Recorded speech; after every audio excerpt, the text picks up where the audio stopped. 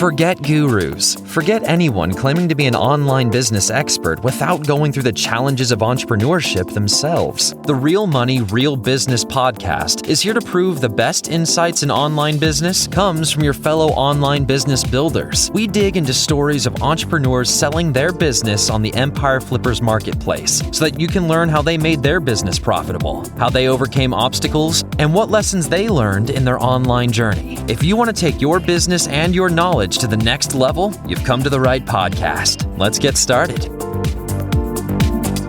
Hey everyone, welcome to another episode of the Real Money, Real Business podcast. Today's listing is an Amazon Associates business in the technology and home niches. We do these interviews for potential buyers so they can get more information about the seller and the business to help them make a buying decision. I've actually got the seller with me today. How are you doing, Brandon? Doing great. Thanks for having me. It's an absolute pleasure. Really looking forward to talking about your business, and I'm just going to go over a very brief summary for our listeners. So today's listing is an Amazon Associates and affiliate business in the technology and home niches, and it was created in February 2017. The average monthly revenue for the business is $8,291, and it makes an average of $6,032 per month in net profit. The assets included in the sale are the domain and all of the site's contents and files, an additional domain that's currently inactive, social media accounts, an affiliate relationship with a private program. You can head over to empireflippers.com/marketplace and search for listing 51628 to learn more about the business. And if you want to start your due diligence, just remember to unlock the listing first. That's a very general overview of the business, Brandon, but let's find out a bit more about yourself. Can you tell me how you got started in online businesses? Is this your first gig, or have you been around the circuit for some time? It's been quite a while. I started building websites when I got into gaming, and I built a website for my gaming team. And I was looking at different forums on how to do it. And I saw people that were making money off advertising on their websites. And I started going on that rabbit hole of looking at display ads and affiliate marketing. And eventually started my own affiliate sites back when I was about 15. So that's like 13 years ago now. And I've been doing that on and off. I got a real job. I did a lot of sport, and then decided to come back into the affiliate marketing world because I got sick of working a normal job. And this was the site that I started. I did 3 sites in total. This was one of them. And this site took off, and so I stuck with it. And that was 4 years ago now. Ever since I started building websites, I was always keeping up with the SEO trends and what the industry was doing. So I've been doing it for quite a while. Yeah, it definitely sounds like you've got a lot of experience under your belt there, for sure. As you were building sites and learning how to do that, were there any resources that just really helped you, like learn more about affiliate marketing and stuff like that?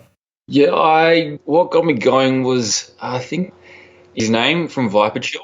He had a marketing course, I think it was Marketing Inc., and that got me going. That was about building your own marketing agency. And I knew there was a lot of work working with clients, and I was like, well, you can just use these strategies to do affiliate marketing.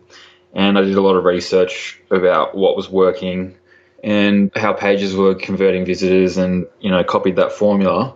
And that's what got me going. Yeah, great stuff.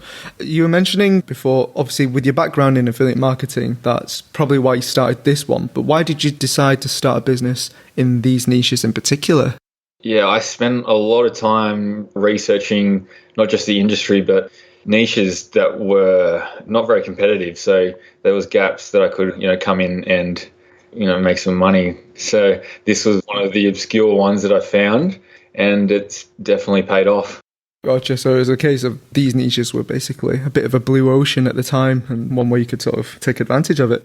Yeah, at the time there was only really one other small affiliate site, and the content was very average. No one was actually reviewing the products. So I knew there was a gap in the market there. There was big tech magazines competing, but there wasn't much. Okay, makes sense. The business is profitable, but our listeners will be wondering why you're selling the business right now instead of staying with it or growing it. It's been 4 years. It's been a bit of a journey, and to be honest, I've been a bit bored of it. I want a new challenge.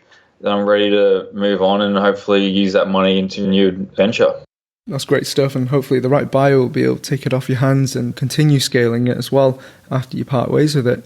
I just want to ask you, Brandon, about your experience as you were building the business. Was there anything that you really learned that you might apply to future sites of businesses? Just anything that really worked for you?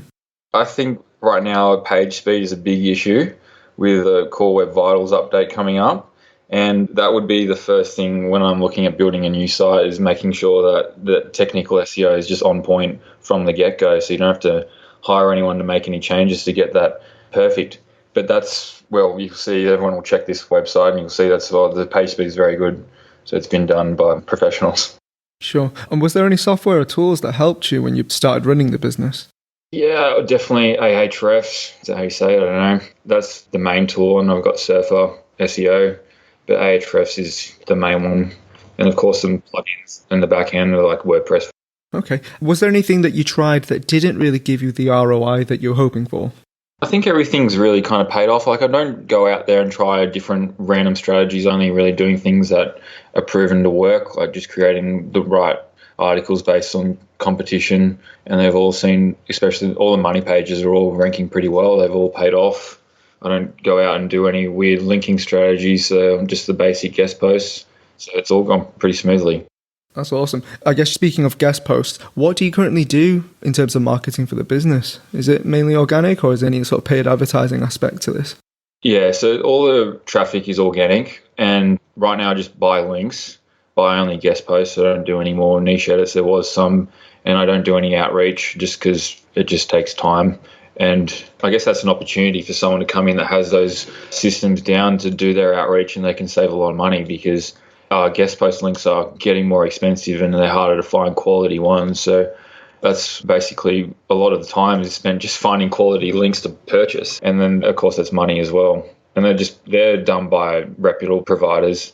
I'll use two, one main one that everyone would know in the industry. Gotcha. Yeah, that's a good point, actually. Yeah, I think signing good guest posts is definitely time consuming, especially ones with decent backlink juice. And yeah, so I guess it could be a potential opportunity. And we'll explore opportunities in a short while. But I guess I just want to ask you then, on a sort of day-to-day basis, can you describe the type of work that you do to maintain the business right now? Yeah, so each day I'll just check the rankings and the analytics and the commissions, just make sure everything's going smoothly. And then nearly once a month at the moment, I'm posting a new article. So I'll just make sure I've got some article ideas by looking at the competition and finding some keywords. And then I'll send that to my writer. I'll create a template first, send that to my writer, and then he'll give me something back and I'll format it, publish it. And it's only around, I've put 10 hours a week, but you can probably work less if you want. It's not, you could really just work 1 week of the month and with that 10 hours and just post once a month and find a couple of guest posts. It's really all the work that needs to be done at the moment. It's pretty steady. Sure. And for that template, is that something that you have to do up each time, or is it like a pretty formulaic thing that you follow? I've got a pretty standard format. The site, like you can see with the articles and especially the money pages, they follow a pretty standard format. And then the writer knows what he's doing, so he can follow that as well. He's been writing for the site since it started. And I do have some actual templates in Word that I can send to the buyer. Yeah, it's all pretty standard. Let's talk a bit more about opportunities then. You were saying about potentially finding ways to even cut down on the amount of time needed to run a business, but also maybe if they wanted to invest more hours, finding more guest posts through manual outreach is one potential opportunity. Are there any other ways that you would try to grow it if you did stay with the business? Definitely ways to grow it, but I think the first one that a buyer should look at is just by cutting down on the costs. Because last year I hired a reputable SEO agency, the Search Initiative, that's run by Matt Deedy, and that cost quite a bit of money to hire them and keep them running. And that was done because there was a Google update and the site did get hit. I guess we'll talk about that later. But if you just cut down the costs, you're simply increasing the valuation of the site because you won't need to spend that kind of money anymore. And those months last year are included in the evaluation. So that's just one way to make some money back and increase the monthly profits. But then also the affiliate program, I think, is the biggest opportunity with this site because the commissions are so good. It's 20% on quite an expensive product. And that recently saw a nice increase because I put some effort in at the end of last year to create some more money pages around that content to support the main money page and also make money off the new pages. And this month saw a nice increase for that main page. The traffic isn't what you'd expect to see because the next 3 months, not as popular for this product. It's a bit seasonal. So spring isn't the most popular month, summer and winter are. But the revenue did increase when the rankings popped up.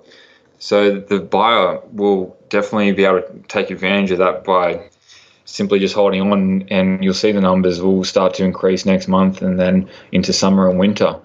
So that was the biggest one. I put a lot of effort into building links and those extra pages back last year, and it's paid off. So there's also, I think, just creating more info content and using display ads. There's no display ads on the site, and there's quite a bit of info content that does attract a lot of visitors. It's not being monetized, and you can easily create more educational content surrounding the niche that is definitely underutilized as well. And then also doing CRO.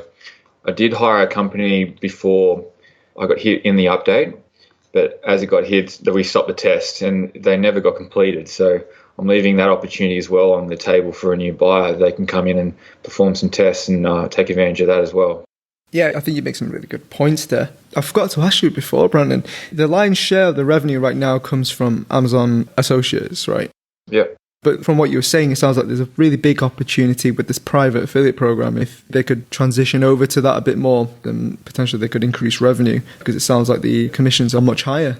Yeah, the private affiliate program is doing quite well. It's been quite steady for the length of the site, and it's getting closer to the associates' revenue numbers. So that is definitely the biggest opportunity here. Like, if the site doesn't sell, I'm happy to hold on to it because I know that with the latest rankings increase, if those rankings stable, which I think they will, then the site valuation is just going to keep increasing because I know that the numbers are going to be really good. Yeah, that sounds really good. And kind of what you were saying as well, someone with the right marketing chops to be able to increase CRO and create, like you say, more educational content. You know, there's definitely even more room to grow with this one. Yeah, I think the easiest win here is just coming in and doing some CRO, especially on the money page for the private program. That's just going to be the easiest win. For sure. What would you say are the biggest risks with this business that a buyer should be aware of? Of course, it's Google. The site did get hit in the update, and I think a lot of people are going to be probably scared because it's been hit, but also at the same time, it's shown it's resilient because it's bounced back and it's come back just as strong as it was. So a strength in that, I think, as well. It's not a negative if you look at how it's come back. That sounds great that even though it was hit, it managed to get back to its normal performance levels in terms of traffic and revenue, which is great to hear. Last few questions for me, really, Brandon. How much support are you offering buyers? Yeah, I can do the standard. Was it 2 Skype calls and 30 days of email support, I think, is it? Yeah, that's right. Yeah, I'm happy to do that. And if they need any more help, yeah, I can offer more. It's fine. It's great to hear. Are you willing to commit to a non-compete? Yeah, that's fine. Fantastic. Are you open to negotiating something like an earn-out, like seller financing?